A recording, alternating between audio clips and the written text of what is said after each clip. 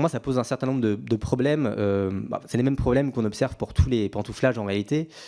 C'est que vous avez des responsables politiques qui décident quelque part de faire fructifier dans le privé un capital social qu'ils ont pu accumuler à l'époque où ils étaient en poste. Ça peut poser un certain nombre de problèmes de conflits d'intérêts.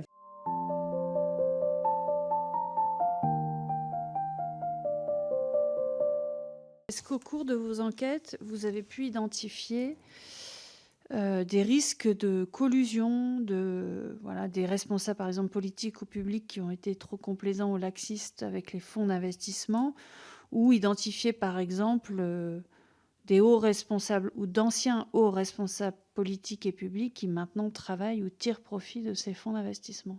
Oui, alors, je pense qu'il y a deux choses pour répondre à votre question. Il y a d'une part ce qui relève de stratégies de carrière individuelle, et puis ensuite de logique plus globale. Donc, pour ce qui est des stratégies de carrière individuelle, on connaît toute une série d'anciens hauts responsables politiques qui ont travaillé ensuite dans des fonds d'investissement. Alors, les noms les plus connus, je crois que vous les connaissez déjà. Il y a évidemment François Fillon qui avait atterri chez Tikehau Capital après son échec à la présidentielle de 2017. Également Nathalie Kosciusko-Morizet, Fleur Pellerin, Florence Parly et Ombeline Gras plus récemment, qui était ancienne conseillère diplomatique. Ombeline Gras était ancienne conseillère diplomatique de l'Élysée et qui ensuite a été chez Tikehau, je crois.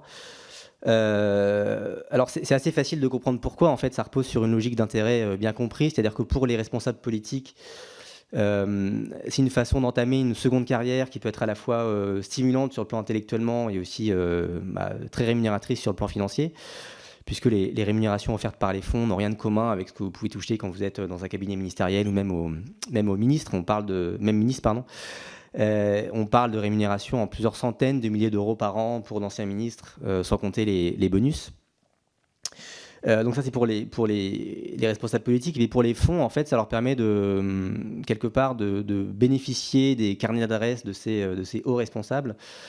En règle générale, ce qu'on observe, c'est que les anciens ministres, par exemple, qui se retrouvent à travailler pour les fonds d'investissement, ils ne vont pas faire des montages financiers très complexes ou éplucher des comptes d'entreprise. En fait, leur rôle, c'est vraiment un rôle de représentation. Et puis, ils aident les fonds à ouvrir des marchés à l'international. Donc ça, c'est vraiment quelque chose qu'on observe assez régulièrement.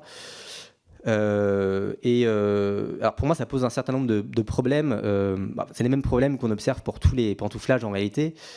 C'est que vous avez des responsables politiques qui décident quelque part de faire fructifier dans le privé un capital social qu'ils ont pu accumuler à l'époque où ils étaient en poste. Ça peut poser un certain nombre de problèmes de conflits d'intérêts. On l'a vu il y a quelques années, notamment avec le cas de Fleur Pellerin, qui avait créé son propre fonds d'investissement après avoir quitté le gouvernement de François Hollande. Et à l'époque, il y avait une enquête de la Haute Autorité à la transparence de la vie publique parce qu'elle a créé son fonds et puis très rapidement, elle a levé, je crois, 200 millions d'euros auprès d'un groupe coréen, une espèce de Google local. Il s'est avéré dans l'enquête de la HATVP que Fleur Pellerin avait noué des relations en tant que ministre avec ce groupe à l'époque où elle était au gouvernement. Finalement, la Haute Autorité a fini par donner son feu vert en assortissant ça d'une série de conditions. Notamment, elle ne devait pas faire état de ses anciennes fonctions de ministre. Mais ça pose quand même, à mon avis, un certain nombre de problèmes, de potentiels conflits d'intérêts en tout cas. Donc ça, c'est pour les stratégies individuelles et pour les stratégies, pour les logiques plus globales. Je pense que c'est assez sûr que depuis 2017, les fonds d'investissement, l'industrie du private equity a bénéficié d'une oreille extrêmement attentive. Je sais, pour en avoir discuté avec des gens de France Invest, que Emmanuel Macron voit d'un assez bon œil le développement du private equity en France, ce qui n'est pas très difficile à comprendre. Je sais que Emmanuel Macron a rencontré France Invest à plusieurs reprises. Enfin, en tout cas, c'est ce que m'ont dit des gens de France Invest à l'époque déjà où il était banquier d'affaires chez Rothschild et puis ensuite quand il a été au ministre de l'économie, pardon. Voilà, et donc il y a des relations. Alors, je parle pas de relations personnelles, mais en tout cas je pense des relations entre, en tout cas une certaine bienveillance de la part des gouvernements vis-à-vis de France Invest, et ça s'est traduit, je le disais tout à l'heure, par un certain nombre de dispositifs législatifs qui visent à améliorer, on va dire, enfin à faciliter la vie aux fonds d'investissement. Une dernière question peut-être sur les entreprises actuelles, principales, dont vous pensez qu'elles sont en situation de très gros risques du fait de leur prédation par des fonds d'investissement. Y compris, ça peut nous aiguiller aussi sur les investigations que nous avons à mener. Je parle d'entreprises françaises, évidemment. Alors, il y a plusieurs choses. Déjà, je pense qu'il y a eu quand même 2 cas, les cas dont je parlais tout à l'heure de Biogarant et puis de Sanofi. Je pense que c'est des cas qu'il faut suivre avec beaucoup d'intérêt, évidemment, puisque c'est des acteurs stratégiques.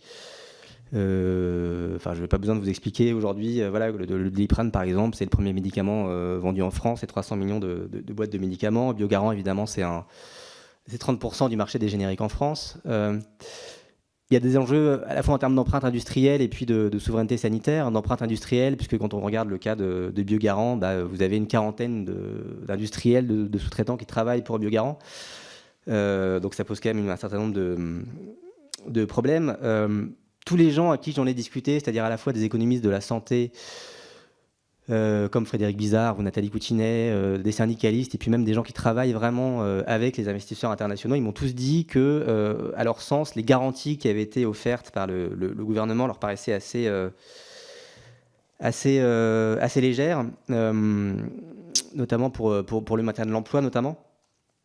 Quand on regarde, j'ai regardé un peu en détail les garanties qui ont été proposées pour le Doliprane. On parle d'une pénalité de 100 000 € par emploi supprimé.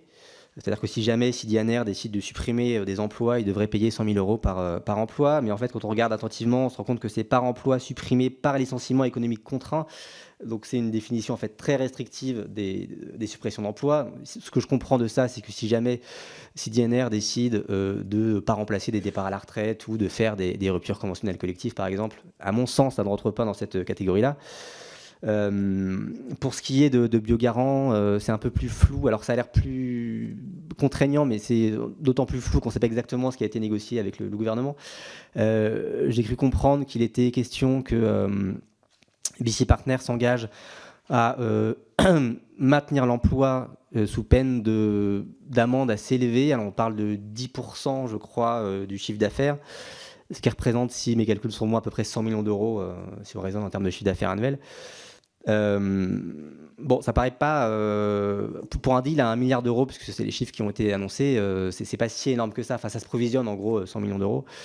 Ce qui ne veut pas dire évidemment que ces fonds-là vont s'empresser de détruire des emplois, c'est pas du tout ce que je veux dire, mais en tout cas, on peut s'étonner du fait que les garanties qui sont imposées me paraissent assez faibles, tout comme on peut s'interroger sur la montée au capital de la BPI.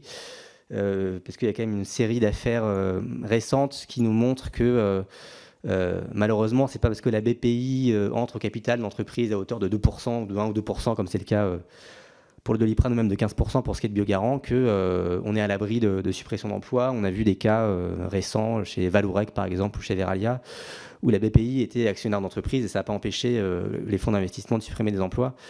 Donc voilà, donc je pense quand même, sans dire encore une fois et sans noircir le tableau, qu'il y a des raisons d'être raisonnablement inquiet, on va dire, ce qui ne veut pas dire que le pire va se produire. Et en tout cas, ça pose un problème de souveraineté sanitaire évident, parce que quand vous confiez ce type de pépites qui joue un rôle stratégique très important en France, vous n'êtes plus maître tout simplement de ces outils-là. Et ça me paraît entrer en contradiction avec tous les discours qui sont martelés depuis la crise sanitaire d'une indispensable relocalisation des médicaments en France. Et ensuite, juste votre deuxième question sur les entreprises aujourd'hui qui seraient à risque.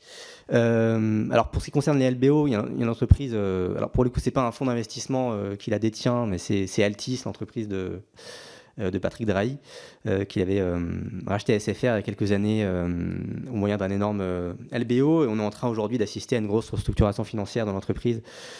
Et il y a, à mon avis, des risques pour l'emploi qui sont très conséquents.